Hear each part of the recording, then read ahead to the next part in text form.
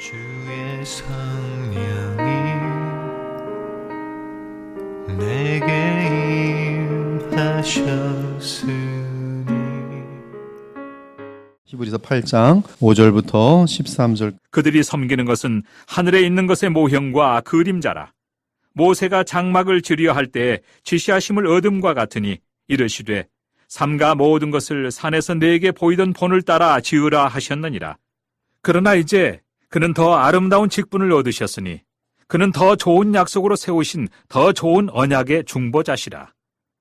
저 첫 언약이 무흠하였더라면 둘째 것을 요구할 일이 없었으려니와 그들의 잘못을 지적하여 말씀하시되 주께서 이르시되 볼지어다 날이 이르리니 내가 이스라엘 집과 유다 집과 더불어 새 언약을 맺으리라. 또 주께서 이르시기를 이 언약은 내가 그들의 열조의 손을 잡고 애굽 땅에서 인도하여 내던 날에 그들과 맺은 언약과 같지 아니하도다. 그들은 내 언약 안에 머물러 있지 아니하므로 내가 그들을 돌보지 아니하였노라. 또 주께서 이르시되 그날 후에 내가 이스라엘 집과 맺을 언약은 이것이니 내 법을 그들의 생각에 두고 그들의 마음에 이것을 기록하리라. 나는 그들에게 하나님이 되고 그들은 내게 백성이 되리라. 또 각각 자기 나라 사람과 각각 자기 형제를 가르쳐 이르기를 주를 알라 하지 아니할 것은 그들이 작은 자로부터 큰 자까지 다 나를 알미라. 내가 그들의 불의를 긍휼히 여기고 그들의 죄를 다시 기억하지 아니하리라 하셨느니라. 새 언약이라 말씀하셨음에 첫 것은 낡아지게 하신 것이니 낡아지고 쇠하는 것은 없어져 가는 것이니라. 우리 5절부터 보면은 5절에 이 지상의 성소는 하늘의 참 성소의 모형이라고 설명합니다. 그래서 이 땅에 지었던 그런 성소, 지성소 사이에 휘장이 있고 또 이 성막 뜰이 있고 또 이 물두덩이 있고 뭐 이러한 어떤 이 모든 그 그림들은 또 이러한 실제적인 그런 어떤 성막의 그러한 내용들은 또 나중에 솔로몬의 성전과 같은 성전의 내용들도 마찬가지고 이런 것들은 다 하늘의 참 성소의 모형입니다. 이 레위 계통의 제사장들은 지상의 성소에서 그들의 직무를 수행하였죠. 그러나 그 성소는 하늘에 있는 참 성소의 모형에 불과했습니다. 지금 하늘과 땅의 성막 비유는 하늘에도 똑같이 생긴 성막이 있다는 그런 뜻이 아니고요. 우리가 이해할 수 없는 어떤 영적 실체를 우리 인간들에게 맞게 구약에 허용한 것입니다. 주 예수 그리스도께서 하늘 성막에서 영원한 대제사장이 되셨다고 하는데 그 공간이나 형체 등에 대해서는 지금 우리로서는 아무것도 알 수 없습니다. 단지 아는 것은 주 예수 그리스도의 대제사장 및 왕으로서의 중보 역할 때문에 우리는 죄 사함을 받으며 죄를 이기며 또한 이 땅에 사는 동안 또 영원토록 안전하다는 사실이에요. 예수 그리스도의 그 사역 때문에 여러분들은 안전합니다. 여러분들이 그럼에도 불구하고 그 하나님의 말씀을 안 들으면 어떤 일이 발생한다고요? 여러분의 이름을 하나님 나라의 생명책에서 빼버리는 것이 아니라 어떤 일이 생겨요? 여러분들 두들겨 때리시죠. 네, 사랑의 회초리예요. 왜? 때리셔서 여러분들로 하여금 주님께 돌아오도록 하시기 위함이에요. 사실 보면 그 야곱과 에서를 보면은 야곱은 복받은 사람이고 에서는 복받지 못한 사람이죠. 에서는 그 망령된 사람으로서 그의 장자권을 파축한 그릇에 팔아넘긴 사람이에요. 근데 세상적으로 보면 에서가 더 커요? 야곱이 더 커요?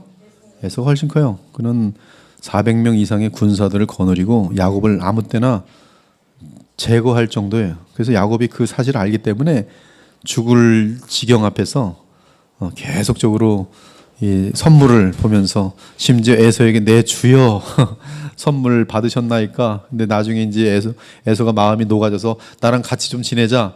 야곱이 기뻐요, 안 기뻐요? 아닙니다. 그러면서 약속하고 그 약속 안 지키고 다른 데로 가버려요. 즉 세상적으로는 에서가 훨씬 더 야곱보다 더 많은 권력과 더 많은 이 굴력과 더 많은 화려한 것들을 다 갖고 있었어요. 뭐든지. 근데 왜 야곱이 복 있다 하는가? 야곱은 하나님께 두들겨 맞았어요. 죄를 질 때마다. 그래서 그는 거룩한 사람이 되었고 하나님을 알아가는 사람이 됐어요. 그리고 그의 남은 인생에 보면 온전하게 그리스도를 닮은 그 풍채가 나타나기 때문에 바로 황제에게도 복을 내릴 수 있는 그런 위치에 서게 돼요.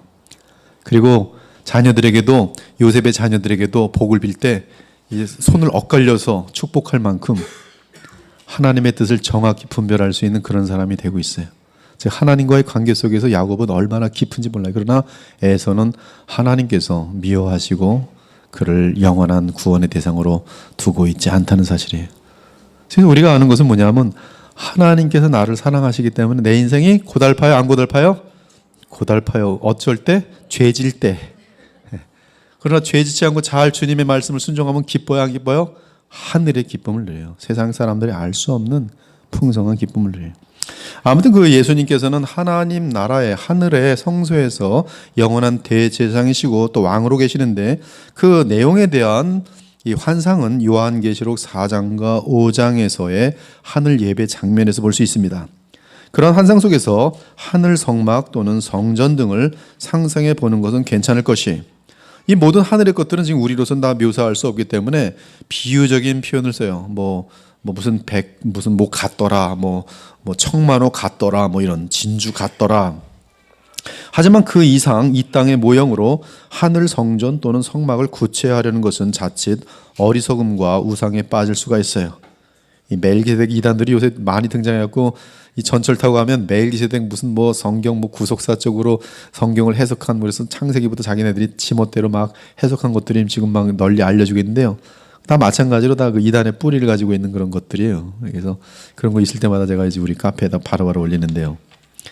근데 이러한 지금 어떤 하나님 나라에 대한 어떤 이런 것들도 자꾸 이제 눈으로 보고 싶은 인간의 욕망 때문에 또한 것을 자꾸 이제 이단화시키는 그러한 일들이 많은데요. 우리는 지금 하나님의 이 나라에 대해서는 아직까지는 우리에게는 다 표현할 수 없어요. 그래서 바울이 고린도서 12장에 보면 나고넬 다녀오지만 그렇죠? 가히 말할 수 없다. 내가 그것을 다 표현하지 못합니다. 그래서 거기에 대한 것을 말하지 않아요. 말하지 않아요. 아무튼 우리는 지금 말로 표현할 수 없는 어마어마한 예배와 사귐과 하나됨 가운데 주 하나님과 완전하게 화목한 상태라고 보면 될 것이 하늘의 상태는, 즉 거꾸로 말하면 하늘의 예배와 영광은 인간에게 제시되는 것이 불가능하기 때문에 주께서는 이 땅에 성막을 짓게 하심으로 수많은 상징을 통해 하늘의 성전을 나타내신 것입니다. 그러므로 하늘의 성전은 우리가 가히 다 말로 형용할 수 없다. 그럼에도 가장 중요한 사건은 하늘 성막이 우리에게 열렸다는 사실이에요. 주의 백성들에게 열렸습니다. 예수께서 피로 값주고 사신 자들에게는 하늘이 열렸어요. 그래서 여러분들은 이번에 제가 그 전정구 저하고 같이 공부를 했는데 그분 이제 박사학위를 공부하면 매일 하루 종일 공부만 하고 있었어요. 저는 이제 그 MDV 거기 이제 목회학 석사를 공부하면서 친구인데 그분이 이제 성경신학이라는 책을 썼는데 그 성경신학을 제가 어저께 다 읽었어요. 마무리 다 하고. 근데 이제 재미난 얘기를 하는데 그 종말론적인 것이 지금 이렇게 침투해 들어왔다. 굉장히 귀한 그런 내용을 갖고 있어요. 그래서 그 하나님의 나라의 것들이 지금 우리에게는 맛보아진다. 지금 우리는 그 하나님의 이 나라가 주의 보혈로 값주고 산 우리에게는 열려버림으로 말미암아 우리는 지금 하나님 나라에 가 있다. 실제로 에베소 2장에 우리가 가 있다고 돼 있어요. 그래서 지금 우리는 이 땅에서 전체는 아니지만 실제적으로 그리고 영적이라는 것은 실제보다 더 확실한 실제입니다. 영적으로 우리는 하나님의 나라를 이 땅에서 누린다. 그러므로 우리의 본향은 지금 하나님 나라에 있고 우리는 지금 나그네로 이 땅에 살아가지만 외롭고 힘든 삶이 아니라 하나님의 나라를 누리면서 살아가는 삶이다. 아주 굉장히 멋있는 그런 내용이에요. 그래서 이 가장 중요한 사건은 하늘과 우리 사이에 휘장이 열렸어요. 예수께서 크게 소리 지르시고 영원히 떠나시니라. 이에 성소 휘장이 위로부터 아래까지 찢어져 둘이 되고 땅이 진동하여 바위가 터지더라. 주님께서 죽으심으로 말미암아 십자가의 죽으심으로 말미암아 성소와 지성소를 가르고 있었던 휘장이 찢어졌어요. 무엇을 상징해요? 하나님의 나라가 하나님의 보좌가 우리에게 열렸다는 뜻이죠. 그래서 우리는 지금 그리스도의 몸된 성소를 통해서 그렇죠. 그리스도의 몸을 통해서 그리스도를 중보자라요. 하나님 보좌에 갈 수 있어요? 없어요? 있어요. 그리고 우리의 정체는 사실 거기 있어요. 거기 있어요. 여러분들은 이미 하나님 나라에 이름이 등록되어 있어요. 네, 있어요. 여기가 어디가 돼요? 여기는 이제 나그네예요. 네. 고향은 하나님의 나라예요. 그렇게 되는 거예요. 거꾸로. 여러분들 예수님으로 인하여 구원받는 순간 고향이 어디가 돼요? 하나님의 나라가 돼요. 그리고 이 땅은 뭐가 돼요? 나그네가 돼요. 나그네. 이후로 하늘의 성소가 열렸기 때문에 이 땅의 성소는 더 이상 필요 없게 되었어요. 이는 실체가 오면 그 예표는 사라져야 하기 때문에 그래요. 그러므로 모세의 율법에 따른 아론의 대제사장직은 더 이상 필요 없게 되었습니다. 우리를 대신하여 희생제물이 되신 예수 그리스도께서 승천하심으로 하늘 성소에서 대제사장의 역할을 하시니 이제 더 이상 예표로 존재하던 모세 율법의 제사장들은 다 필요 없게 된 것이, 지금 실질적으로 예수님은 우리의 제사장이십니까? 아니십니까? 제사장이세요. 그분은 부활하신 분으로서 영원히 살아 계신 사람이신 대제사장이세요. 무엇을 하십니까? 여러분을 위해 중보기도 하세요. 중보기도 하기 때문에 여러분의 구원이 취소될 수 있어요? 없어요? 없어요. 네, 지금도 취소가 될 수 있다고 말하는 알미니안 개념의 많은 종교인들이 있어요. 목사들이 있어요. 그래서 취소될 수 있으니까 겁먹고 예수님 제대로 믿으라고 경고해주고 있어요. 그럴듯하지요. 그러나 거기에는 예수님을 믿는데 뭐로 믿어요? 슬슬 노예로 믿기 시작해요. 나를 버릴지도 모르는 우리 예수님. 뭐가 생겨요? 공포가 생겨요. 그거는 하나님의 은혜의 개념이 아니에요. 작은 것 같지만요, 굉장히 큰 차이예요. 우리는 하나님께 무한히 감사가 생겨야 안 생겨요? 생겨요. 나를 버리시지 않는 예수님으로 인해서 생겨야 안 생겨요? 생겨요. 오히려 두들겨 맞아도 고마워요, 안 고마워요? 감사해요. 근데 저들은 두들겨 맞으면 어떻게 착각해요? 하나님이 날 버리셨나? 자살도 할 수 있는 거예요. 하나님이 날 버리셨네. 그 죄 좀 졌더니 당장 망하게 만드시네. 기업 망했잖아. 건강 잃었네. 하나님이 날 버리셨네. 사람이 버림받은 그 느낌이 들면 어떻게 되는지 아세요? 쥐가 고양이를 만나면 도망가요? 안 도망가요? 도망가요.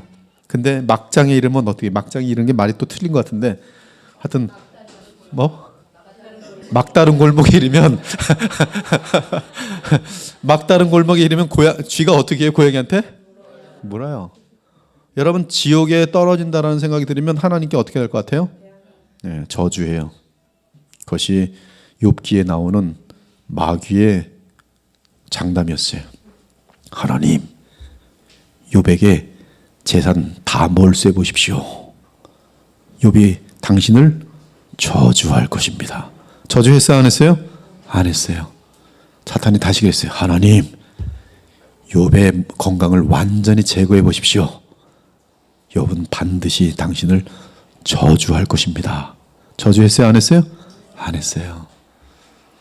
여러분, 하나님이 나를 버리지 않는다는 사실을 아는 사람들은 하나님 저주 안 해요. 오히려 성부여 의지 없어서 손 들고 옵니다. 그리고 그때 돌아와요. 근데 가짜들은 저주하고 끝나요. 저주하고 끝나요. 자식을 잃었어요. 하나님을 저주하고 교회 안 다녀요. 가짜예요, 진짜예요? 처음부터 가짜예요. 큰 차이예요. 가룟 유다는 처음부터 가짜예요, 진짜예요? 가짜예요. 예수님께서 뭐라 그랬어요? 너는 낫지 않았으면 좋았을 뻔했다. 베드로하고 가룟 유다의 죄가 훨씬 커요? 아니에요. 베드로가 무슨 죄 졌어요? 저주하며 예수님을 부인했어요. 엄청나게 무서운 죄예요. 하나님의 공의로 보면 그냥 직사시키면 돼요. 그러나 예수님께서 뭐라 그래요? 내가 너를 위하여 기도하노니. 여러분들이 얼마나 주님을 도망치면서 자기 멋대로 죄 졌어요. 예수님께서 어떻게 했어요? 수기라, 내가 너를 위하여 기도하노니.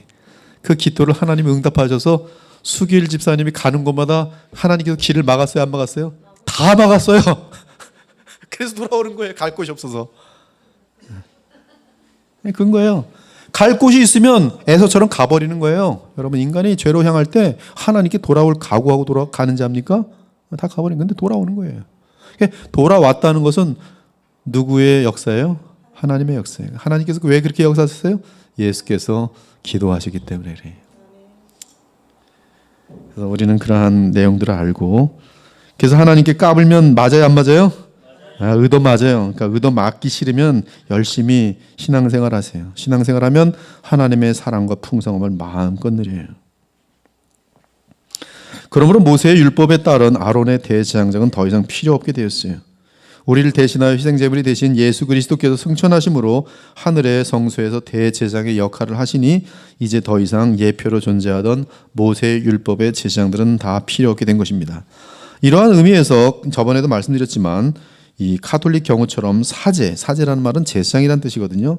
이러한 제사장이 있는 것은 여전히 이미 존재하신 영원한 대제사장의 실체를 거부하고 아직까지 그림자를 붙든 헛된 제도들입니다. 그런데 구약의 제사 및 성막과 관련한 구전들을 보면 이러합니다. 무릇 내가 네게 보이는 모양대로 장막을 짓고 기구들도 그 모양을 따라 지을지니라. 너는 삼가 이 산에서 네게 보인 양식대로 할지니라. 너는 산에서 보인 양식대로 성막을 지을지니라. 제단은 산에서 네게 보인 대로 그들이 만들게 하라. 이처럼 지금 예배를 드리는 데 있어서, 즉 하나님을 만나는 데 있어서 가장 중요한 핵심은 뭐래요? 지시하신 그대로 예배와 제사를 드리는 것이. 여러분, 예배를 사람 중심으로 발전시키다 보면 하나님의 지시에서 벗어나요.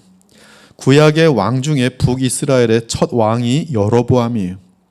여로보암은 이 북이스라엘을 19왕 중에 선한 왕은 한 사람도 없습니다. 다 악한 왕인데, 다 악한 왕이 될 수밖에 없었던 이유는 첫 번째 왕 여로보암이 가짜 예배를 만들었기 때문에 그래요. 그 가짜 예배에 의해서 모든 북이스라엘 사람들은 계속 가짜 예배를 드리게 되는데 거기서 다 망하게 됩니다. 다 망하게 돼요.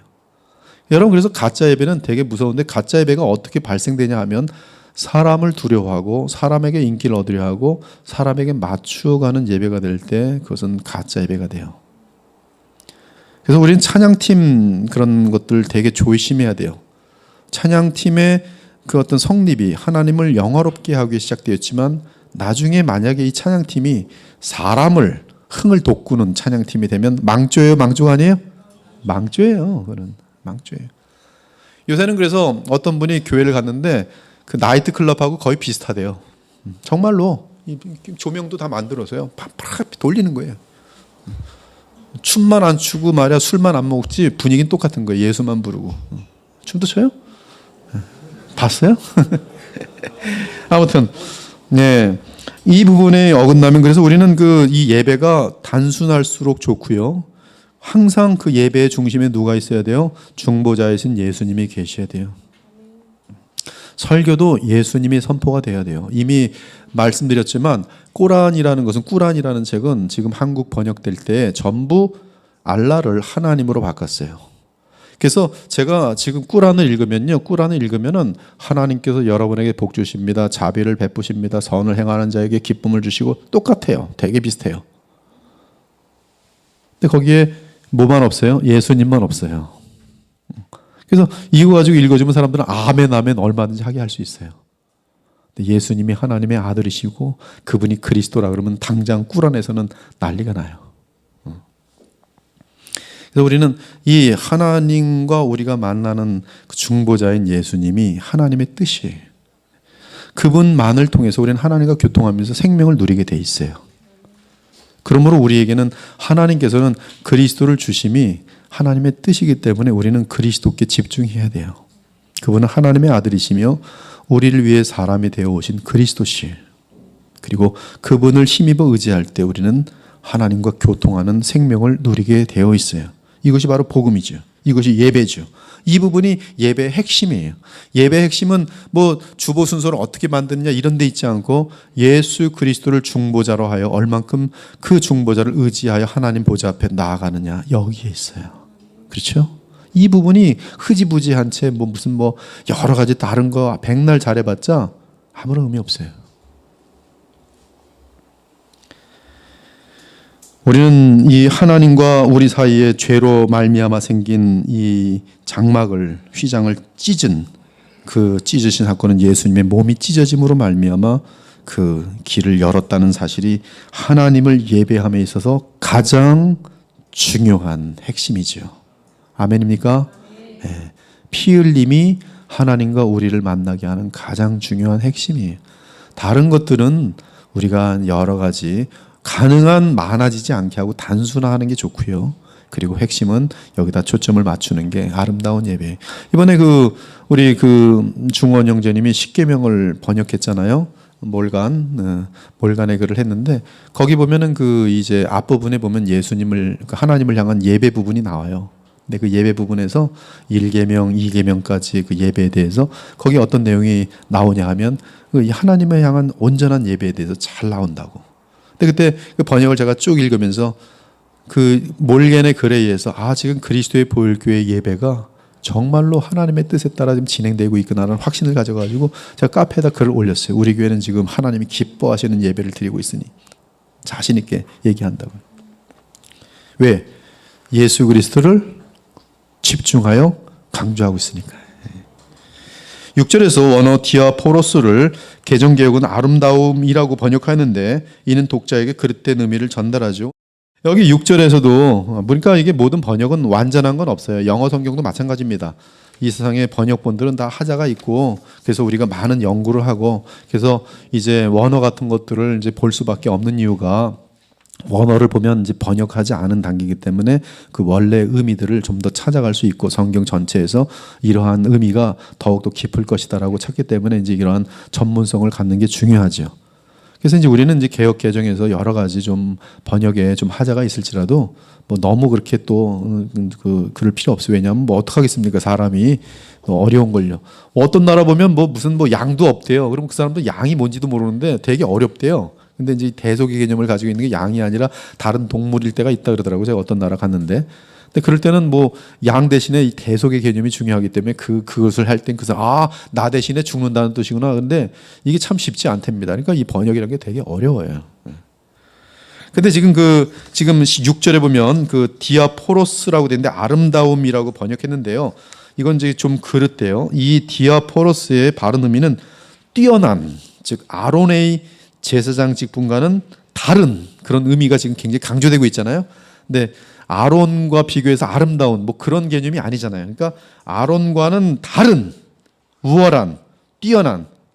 그래서 이제 6절은 그러나 이제 그는 누구예요? 예수님이죠. 예수님은 더 우월한, 무엇과 비교해서 아론의 제사장 직분과 비교해서 우월한 직분을 얻으셨으니 이는 그가 더 좋은 약속으로 세우신 더 좋은 언약의 중보자가 되심이라. 그렇게 하면 이제 훨씬 더 의미가 뚜렷하겠어요. 물론 더 다른 번역도 가능하겠지만 하여튼 제 입장에서는 우월한이란 단어가 우월한이란 뜻이 바로 거기에 들어있기 때문에 그렇게 번역하는 것이 좋다고 저는 개인적으로 보고 있는 거예요. 아무튼 예수님께서 하나님의 맹세로 얻으신 대제사장 직분은 지상의 성소가 아니라 하늘의 성소를 위함입니다. 또한 대제사장 자신도 완전한 대제사장이시고 제물 자체도 영원한 완전한 희생제물. 누구예요? 자기 자신이죠. 의인의 생명이에요. 의인의 생명이 죄인의 생명을 대신하니 하나님께서 그 제물을 받으심이죠. 하나님의 어린 양이죠. 그러므로 하늘 성소에서의 우리 주 예수님의 대제사장의 직분은 감히 이 땅에서의 죄인들, 제사장들의 직분과 비교될 수가 없지요. 특히 구약의 대제사장 제도는 모세의 언약을 통한 것이며 그 약속은 인간의 행위에 달려 있었습니다. 그러나 영원한 대제사장이신 우리 주 예수님의 새 언약은 그 새 언약 속에서의 대제사장 직분은 하나님의 일방적인 언약이에요. 이것은 모세 언약을 이전에 있는 아브라함의 언약과의 연결이에요. 즉 하나님께서 언약을 친히 지나가세요. 창세기 15장을 한번 보세요. 창세기 15장. 창세기 15장에 보면은 이게 복음과 연결되는, 여러분들은 이 복음의 라인은 아브라함의 언약 속에 있는데요. 창세기 15장에 보면은 이 아브라함의 언약이 무엇으로 연결되냐 하면 나중에 십자가로 연결돼요. 십자가의 언약, 새 언약과 연결되는 거예요. 근데 그 아브라함과 이 언약을 할 때 이 자손들이 하늘의 별들처럼 많고 네가 반드시 이 땅을 소유하게 되는 그러한 약속이죠. 그래서 5절에 보면 무새를 셀 수 있나 보라. 그래서 아브라함의 자손, 이 아브라함의 자손은 이제 혈통의 자손이 아니라 성경 전체에서 볼 때는 믿음의 자손들로 이어지는데요. 그래서 특히 15장 6절 보면 이 6절은 신약 전체에서 칭의, 믿음으로 말미암는 구원을 이야기하는 가장 중요한 핵심입니다. 근데 그 핵심의 시작이 어디서 시작하냐면 15장 6절이에요. 아브라함이 여호와를 믿으니 여호와께서 이를 그의 의로 여기셨다. 의로 여기셨다는 것은 그를 구원하셨다. 그를 하나님 자녀로 삼으셨다. 천국을 보장하셨다. 이러한 내용까지 다 이어지는 내용이에요. 엄청난 내용입니다. 6장. 근데 이 하나님의 일방적인 그 의, 믿음으로 말미암는 그 의를 나타내기 위해서 무슨 일을 하시냐면 하나님께서 아브라함과 맹세를 하세요. 내가 이 땅을 반드시 주겠다. 8절에 보면 아브라함이 물어봐요. 이 땅을, 즉 이거 천국을 의미하는데요. 영생을 의미하는데요. 영원히 이 땅에 산다는 그것을 무슨 보장으로 알 수 있습니까? 그때 여호와께서는 바로 3년 된 암소, 또 암염소, 수양, 산비둘기 그걸 가지고 쪼개 놓으라 그래요. 쪼개 놓는다는 것은 지금 언약을 맺는 그런 행위거든요. 근데 쪼갰는데 이제 그러고 나서 이제 아브라함이 깊게 잠들었다가 보니까 이제 약속을 또 하나님께서 쭉 하시고 그 쪼갠 약속에 대해서 그 이제 하나님께 하신 구원의 약속에 대해서 17절을 보면 그 언약 사이를 누가 지나가냐 하면 사실은 아브라함과 하나님께서 다 지나가셔야 되는데 누구만 지나가요? 하나님만 지나가요. 횃불이 쪼갠 고기 사이로 지나더라. 즉 이 언약은 영원히 효력이 있어요, 없어요? 있어요. 왜? 하나님께서 친히 하시고 만약에 이걸 어기신다면 하나님 자신이 하나님께서 멸함을 당할 수가 없죠. 인간의 모든 문제를 하나님께서 찢기시는 그 고통을 대신 담당하셨으니 그것이 십자가의 사건이고요. 십자가 사건 때문에 이미 하나님께서는 양자간에 이루어져야 할 법을 그 법을 어긴 것, 인간의 죄 문제가 해결됨으로 말미암아 하나님은 영원히 그 약속을 지킬 수 있도록 되셨어요. 즉 여러분을 구원하시는데 하자가 있어요, 없어요? 없어요. 하자가 없어요. 왜? 그것이 바로 새 언약이에요. 그래서 여러분들은 새 언약에 들어오면 오직 믿음 외에는 행사할 것이 없어요. 새 언약에 들어온 것도 하나님의 은혜요. 그리고 은혜로 들어온 자들에게는 여전히 사람이기 때문에 지정의가 있어요. 지정의 자유의지가 있어요. 이번에 우리 소율이 분답에서 인간이 죄를 지은 상태에 대해서 두 가지를 물어봤어요. 자유의지가 없어진다. 선을 행할 능력이 없어진다. 답은 뭐예요? 선을 행할 능력은 완전히 없어지고 자유의지는 남는다. 우리에게는 선을 행할 능력이 전혀 없는 가운데 있지만 구원받을 때 내 속에는 선을 행할 생명이 들어오게 되고 자유의지는 그 생명과 함께 연합되면서 이제 예수님을 택할 수 있어요, 없어요? 택할 수 있어요. 그러나 또 택하지 않을 수 있어요, 없어요? 택하지 않을 수도 있어요. 그러나 구원은 포기되지 않아요. 하나님은 그를 두들겨 때려서라도 예수님을 믿도록 돌아오게 만들 거예요. 그러나 하나님께서는 때려서 돌아오게 하고 싶을까요? 아니면 말 잘 듣게 해서 돌아오게 하고 싶을까요? 그게 이제 사람 차예요. 어떤 사람은 두들겨 맞아야지만 오는 거고 어떤 사람은 맞기 전에 빨리빨리 돌아오는 사람이 있어요. 제가 보면 저 사람 참 지혜롭다. 몇 사람 보여요. 맞을 때쯤 되면 싹 돌아오더라고. 어떻게 이렇게 아는지. 조금만 건너갔으면 맞았을 텐데. 하나님께서 기뻐하세요. 여러분 자녀들 중에도 그런 자녀 있어요. 다 혼나는데 요것만 안 혼나.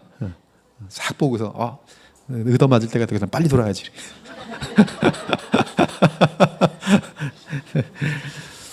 하여튼 하나님께서는 우리를 버리지 않기 때문에 때릴 수밖에 없고 그리고 맞고 돌아온 사람과 안 맞고 돌아온 사람 그 차이예요. 그리고 철든 사람은 이제 주님을 기쁘시게 하기 위해서 이제 감사하는 마음으로 주님께 순종하게 되죠. 그리고 얼마나 하나님께서 가슴이 너무너무 춤을 추세요. 성경에 보면 하나님께서 춤을 추시는 그런 장면들이 많이 있어요. 한 죄인이 돌아올 때 하늘에선 잔치가 있고 아버지가 춤을 추시고 여러분들이 기꺼운 마음으로 부모의 마음을 기쁘게 할 때 우리 맨 앞에 있으니까 항상 이제 자꾸 샘플이 되는데 뭐 영역이, 지혁이, 승혁이 엄마 아빠 마음을 아주 기꺼운 마음으로 즐거워할 때 뭐 너무 좋죠. 뭐 너무 좋아요. 정말 철들어서 효자가 돼갖고 우리도 주님께 효자가 돼서 주님을 기쁘시게 하면 얼마나 하나님께서 기쁘시게 하시겠어요. 그게 관건이죠. 그게 관건이.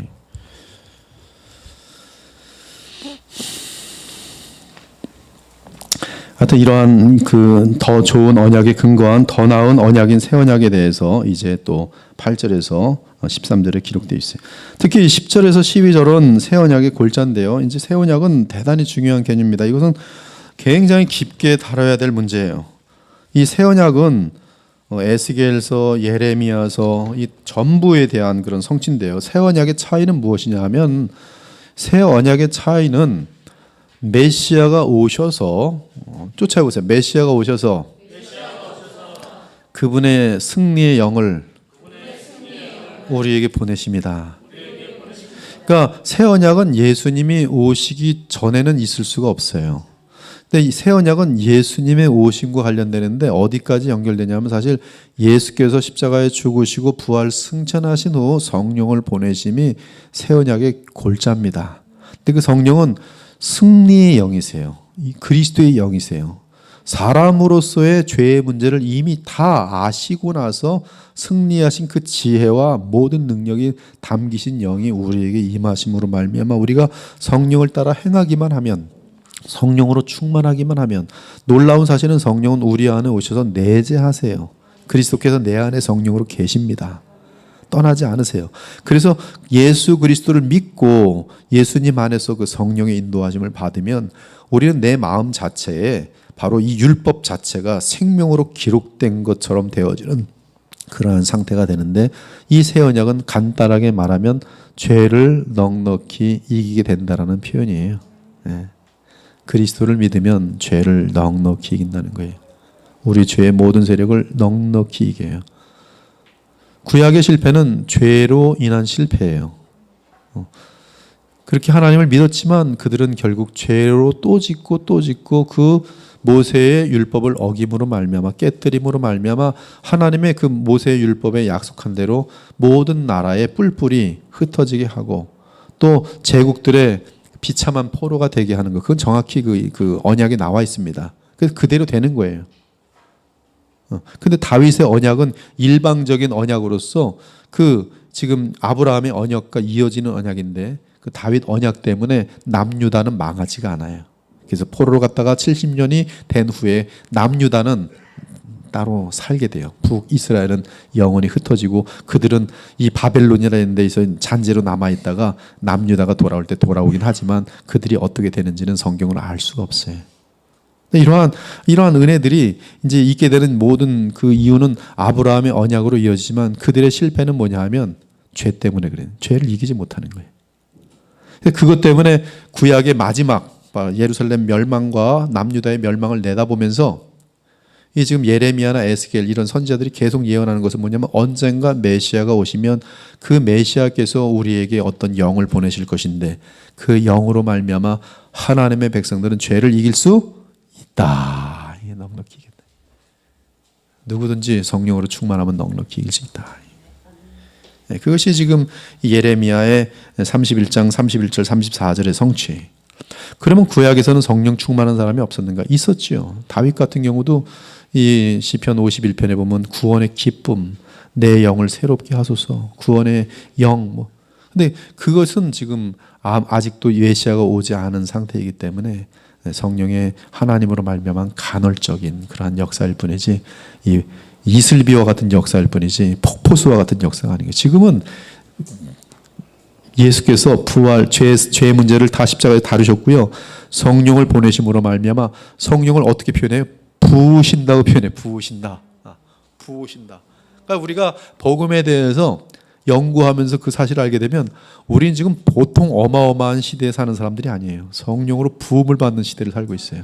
성령 부음을 받고 계거품을 묻으면서 눈이 돌아간다는 뜻이 아니라 성령 부음을 받아 넉넉히 죄로부터 자유함을 얻고 얼마든지 주님께 쓰임 받을 수 있는 아름다운 삶의 주인공들이 될 수 있다는 말씀이에요. 이것이 믿음으로 여러분들 가능해져요. 이것이 복음입니다. 목사님 정말 아름다운 삶을 저도 살 수 있어요. 오늘 오네시모 봤잖아요. 정말 패역한 인간인데 확 바뀌는 거예요. 얼마나 영광스러운 얘기입니까? 바울 같은 하나님을 대적하는 자가 싹 바뀌어갖고 평생 바뀌잖아요. 자기 장담하던 베드로가 싹 바뀌어가지고 자신의 죽음으로 예수님을 향한 사랑을 고백하잖아요. 이 새 언약 부분인데요. 이 여기서 우리는 새 언약이 가능하게 된 것은 우리 주 예수 그리스도께서 친히 완전한 희생제물이 되시고 또한 완전한 대제사장이 되셨으며 또한 영원토록 왕이시기 때문입니다. 이것이 제일 중요한 거예요. 예수님의 십자가의 사역이 완성되었기 때문에, 그리고 성령을 보내셨기 때문에 새 언약이 가능하게 된 거예요. 이에 주 예수 그리스도께서는 영원한 왕이시며 대제사장으로서 그분의 완전한 희생제물의 근거에서 죄사함을 베푸시고 또한 성령을 베푸심으로 새 언약에 속한 자들의 마음을 새롭게 하신다. 새롭게 하신다. 한 절만 찾고 다음 주에 계속할게요. 사도행전 2장 38절이요. 38절 시작. 베드로가 이르되 너희가 회개하여 각각 예수 그리스도의 이름으로 세를 받고 죄 사함을 받으라. 그리하면 성령의 선물을 받으리니. 이것이 지금 새 언약의 핵심이라고 볼 수가 있겠어요. 그래서 여기 보면 회개하면 죄 사함을 받아요. 그렇죠? 죄 사함을 받아요. 근데 세례를 받으면, 이 세례라는 것은 예수님과 함께 죽고 사는 것이거든요. 예수님과 연합하는 것이요. 그 세례를 받은 사람에게 부활하시고 승천하신 예수께서 누구를 보내세요? 성령을 보내세요. 우리가 성령을 받으면 어떻게 되는가? 변화되어요. 변화돼요. 그래서 우리는 회개와 믿음을 통해서, 회개와 세례를 통해서 죄 사함뿐만 아니라 그리스도의 그 승리의, 죄를 향한 승리의 그 능력을 받게 되는 것이죠. 누굴 통해서? 성령을 통해서. 성령의 선물을 받으리라. 성령의 선물을 받으리라. 뭐가 나타나요? 변화가 나타나요. 새 사람이 돼요. 우리가 방금 읽었잖아요. 그렇죠? 우리를 새롭게 하신다. 네, 새롭게 하세요. 이것이 우리에게는 최고의 복음이죠. 여러분의 죄를 다 사하여 줘서 우리의 양심이 언제든지 맑을 뿐만 아니라, 죄책감이 사라질 뿐만 아니라 더불어 성령을 부어주시니 우리 마음이 어떻게 돼요? 새롭게 돼요. 새롭게 돼요. 새롭게 된다는 것은 거룩한 힘으로 충만하게 된다. 충만하게 된다. 그래서 오늘도 여러분들이 주의 날에 모여서 예배드리고 말씀을 받으면 집에 갈 때 좋아요, 안 좋아요? 충만해요. 마귀는 여러분을 쓰러뜨리려고 아주 별일을 다 발생시킬 겁니다. 그래서 여러분들이 재미난 사건이 있어요. 여러분들이 믿음이 어떤 안정된 단계까지 갈 때는 성령 충만하면 그날 곧 마귀가 아주 난리를 칩니다. 별짓 다 해요. 정말 자기가 총동을 합니다. 그래서 꼭 은혜 가장 많이 받은 때 가장 불미스러운 사건들이 꼭 발생해요. 신기해요. 뭐 가다가 차가 가장 은혜 충만해서 찬양하고 가는데 차가 쿵 하고 부딪혀요. 아, 이게 뭐야? 아니 하나님께서 지금 은혜 충만하게 받고 있는데 왜 이 사람하고 부딪히게 만드는 거야? 갑자기 뭐 그는 은혜 받지 않은 아내가 그날 집에 있다가 은혜 충만해 돌아왔는데 어디 갔다 사? 지금 싸우자는 거예요. 뭐. 근데 이제 이런 가운데서 은혜가 충만한 가운데 넉넉히 이제 생명의 능력을 받으면 그러한 분들을 또 잘 어거하면서 또 바르게 또 인도하죠. 예. 하여튼 그래서 우리가 이 새롭게 됨이 점점 이제 훈련이 돼서 이제 안정이 되면 많은 사람들을 계속적으로 인도하고, 마귀는 몇 번 해보다가 아유 이 사람은 지금 내 힘 가지고 이질 안 되는구나, 떠날 때가 있어요. 떠나요. 그러면 평온해요. 그러면 어떻게 할까요? 마귀는 안 돌아올까요? 아니에요.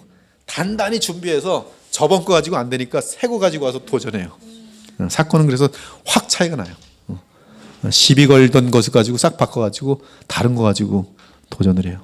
주먹으로 막 휘둘렀는데 전혀 흔들리지 않으니까 이번에 간질간질한 걸 갖고 와서 또 도전을 해요. 그래서 거기 때는 처음 맛본 거라 이런 유혹은 뭐지? 근데 또 새롭게 됨으로 또 잠깐 넘어져서 회개하고 또 일어나서 성령에 충만한 가운데 이겨버리면 몇 번 도전하다가 계속 이기면 사탄은 또 물러와요. 이걸 어떻게 넘어뜨릴까? 또 짱구를 굴리고 막 그러다가 또 갖고 와요. 그래서 계속 이겨가면 그 사람은 예수님을 온전히 닮아가는 그런 사람이 돼요. 그래서 여러분 그 목회자가 되면 얼마나 복이 많은지 아세요? 왜 복이 많은지 아세요? 별 종류의 시험을 다 하는 거예요, 마귀가. 근데 그 이기기만 하면 어떻게 돼요? 예수님을 쏙 닮아가는 거예요. 목회자는 예수님을 가장 많이 닮을 수 있는 그런 기회를 계속 부여받고 있어요. 얼마나 감사하지. 코디들 마찬가지예요. 코디 하기 전에는 그게 쉬운 줄 알았죠. 하고 나면 뭐 이런 일들이 다 있어. 관두고 싶을 때도 막 있어요. 근데 그런 거 이겨내면 어떻게 돼요? 그 사람이 예수님을 닮아가는 거예요. 우리 기도하고 마치겠습니다. 하나님, 저희들 지금 새 언약을 다루고 있는데 주님, 우리 주 예수 그리스도로 인한 우리에게 주신 그 복음의 능력이 얼마나 큰지 알아갈 수 있도록 도와주시기 원합니다. 저희들에게 믿음을 주셔서 그 새 언약을 믿을 때 얼마나 어마어마한 역사가 일어나는지, 로마 황제의 카타콤에서도 그 믿음의 몇 퍼센트 안 되는 그 사람들에 의해서 세계를 변화시킬 수 있었던 것처럼 주님, 태양의 그 은혜 가운데 있는 저희들이 그 복음의 능력을 알아서 이 시대를 변화시키는 데 쓰임받을 수 있는 요시아와 같은 그러한 참된 개혁의 도구들로 쓰임받을 수 있는 복된 지체들이 다 되게 하여 주시옵소서. 저도 어려움이 올 때 오히려 감사하게 하시고, 시험이 클수록 더 내가 성장하였기 때문에 이런 시험이 오는구나 하고 낙심치 말고 이기게 하시고, 또 주의 나라를 위한 고난이라면 무엇인지 넉넉히 또 자발적으로 감당함으로 더 예수님을 닮아가고 더 아픈 사람들을 이해할 수 있고 더 많은 그런 규모로 주께 쓰임받을 수 있는 복된 주의 백성들로 인도하여 주시옵소서. 오늘 돌아가는 발걸음도 함께 하시고 감사와 은혜로 충만하길 원하며 예수 그리스도 이름으로 기도 올리옵나이다. 아멘. 예, 감사합니다.